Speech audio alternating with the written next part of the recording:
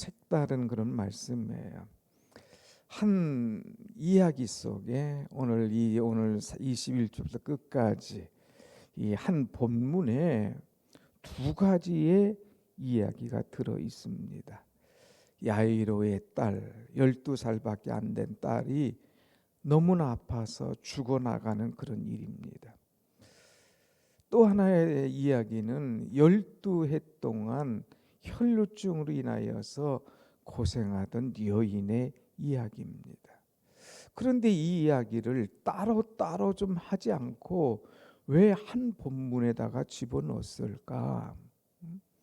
보통 설교는 이 설교를 할 때 요 12아이의 이 딸의 이야기, 야이로 회당장의 이야기를 따로 한번 하고 또 12의 혈루증 앓던 여인의 이야기를 또 한편으로 설교를 두 번 나눠서 하기도 합니다. 또 저도 그렇게 많이 해왔고요. 근데 오늘 새벽에는 기도하면서 왜 하나님께서 이렇게 한 편에다가 두 이야기를 넣었을까? 한 덩어리로 보는 그런 것을 한 번 더 생각해 보았습니다. 굳이 떨어뜨리지 않고 한 덩어리를 넣어준 이유가 뭐냐? 거기에다가 한 덩어리 이야기를 쭉 끌고 가다가 생각지도 않은 여인이 탁 끼어 들어왔어요. 그리고 이 문제를 해결해 주고 또 이 야이로 회당장의 딸의 문제를 해결해 주는데, 그러나 이 따로따로 문제인 것 같지만 그러나 한 덩어리로 볼 때에 똑같은 문제, 똑같은 해결 방법이 들어 있더라 이거예요. 그래서 오늘 한 덩어리로 보고 해석을 하면서 이 은혜를 나누고자 합니다. 자, 오늘 여기 보면 두 이야기 속에 공통점이 있어요. 한 덩어리로 보니까 따로따로지만 공통점이 있습니다. 그 공통점이 뭐냐? 장애물이더라 이거, 장애물. 예수님 앞에 나가는데 장애물이 있는 거예요. 은혜 받으러 나가는데 장애물이 있는 거예요. 하나님의 놀라운 기적을 체험하려고 하는데 장애물이 있는 거예요. 여러분, 신앙생활 하는데 장애물이 없습니까? 이런 장애물이 있다면 이걸 어떻게 내가 헤쳐나갈 것이냐 하는 것을 오늘 보여주고 있습니다. 먼저 22절 보면 회당장 중에 하나인 야이로라 하는 이가 와서 예수를 보고 발 아래 엎드려 그랬어요.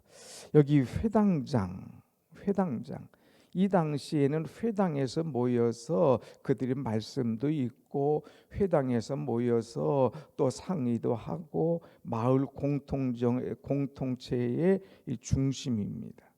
그런데 여기 보면 이 회당의 회당장이라고 그랬어요. 야이로라는 사람이. 그러면 이 마을의 어른입니다.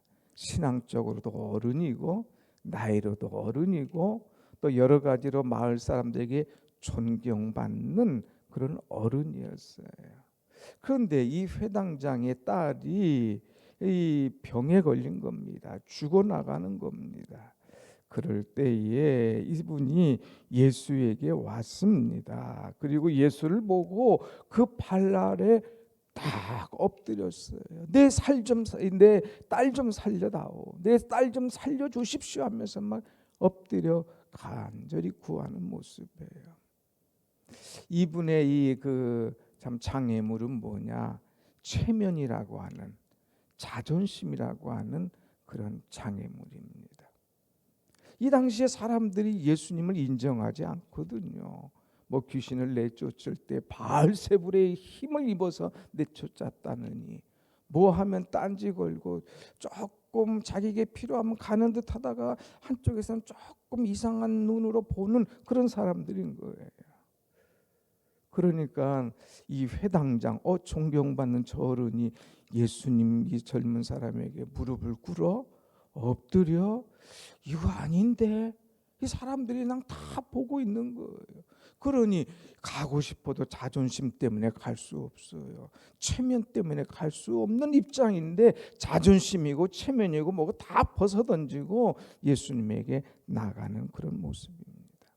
그래서 예수님, 내 딸이 지금 병들어 죽겠습니다. 오셔서 그에게 손을 얹어서 그를 좀 고쳐 주옵소서. 그래서 그럼 갑시다.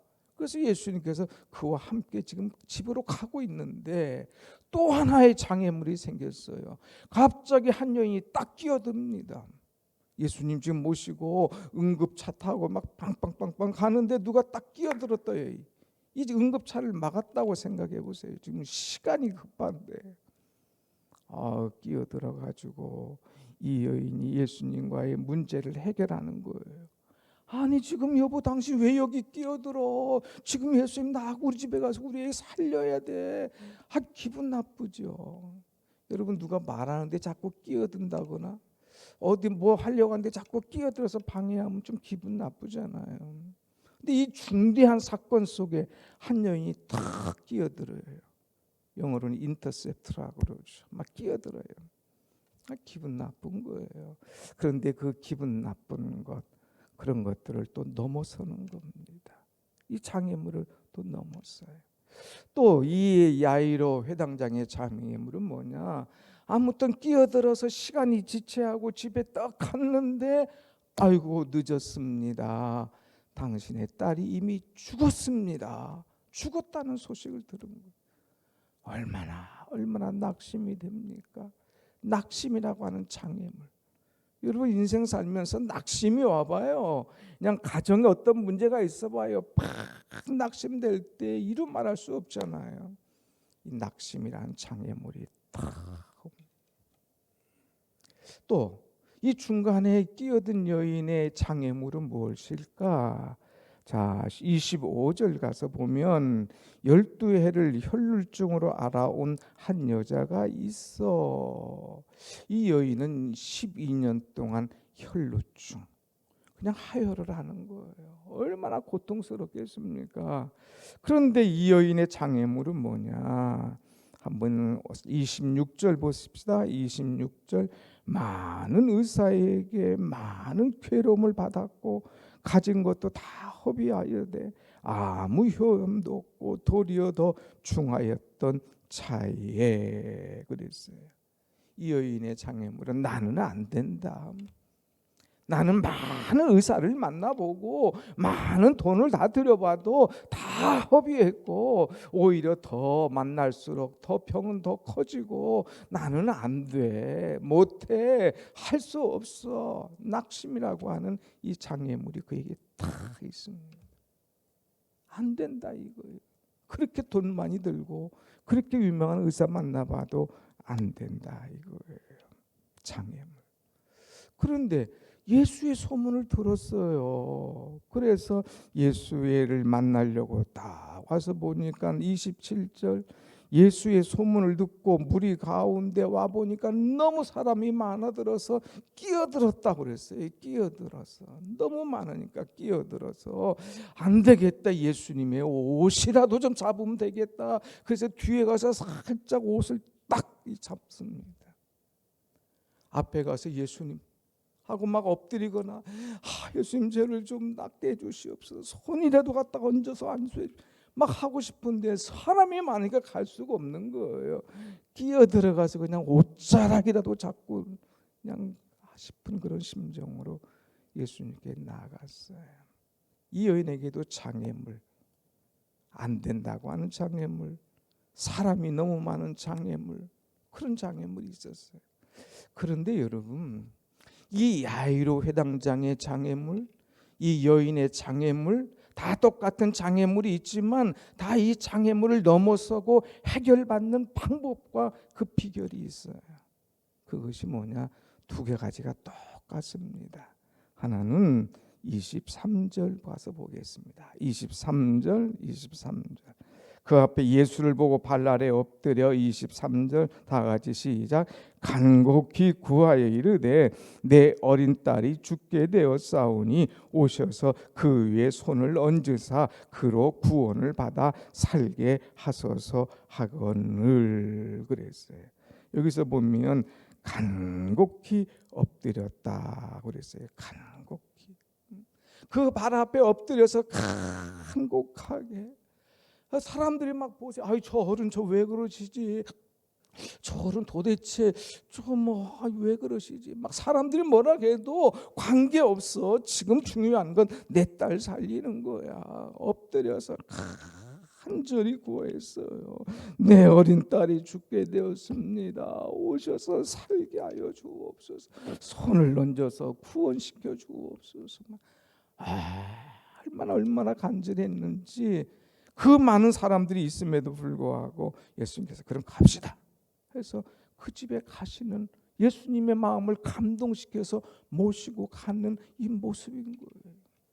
여러분, 여러분에게 간절함이 있습니까? 예배 때마다 얼마나 내가 주님을 만나려고 하는 간절함. 아니 여러분의 가정에 어떤 문제가 있을 때 해결하려고 할 때에 그냥 그냥 대충이 아니라 얼마나 간절함이 있느냐의 간절함. 이 간절함의 문제가 해결되더라는 거예요. 여기 또 한번 보십시다. 28절로 보세요. 12의 혈루증 앓던 여인의 간절함. 28절 보면 27절부터 보겠습니다. 27절 시작.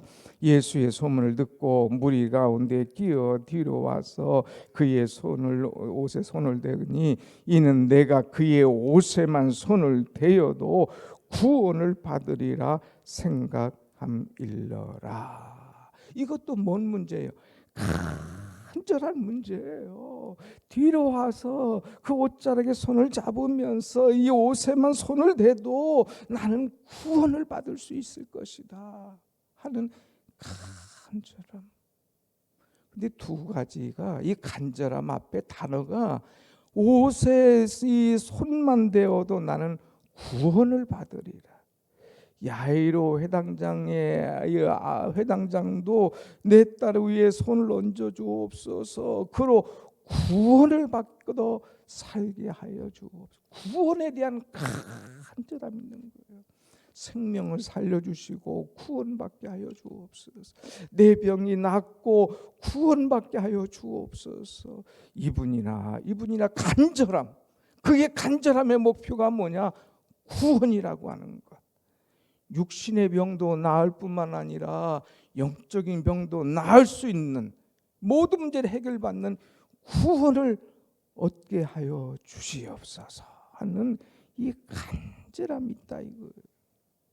여러분 누구를 위해서 기도할 때에 여러분을 위해서 기도할 때에 주여 이 병 낫게 하여 주옵소서. 주여 우리 딸 우리 손주 병 낫게 하옵소서. 이것만이 아니라 아주 병 플러스 중요한 것이 이로 말미암아 구원을 받게 하여 주옵소서. 구원. 그래서 23절도 구원을 받아 살게 하소서.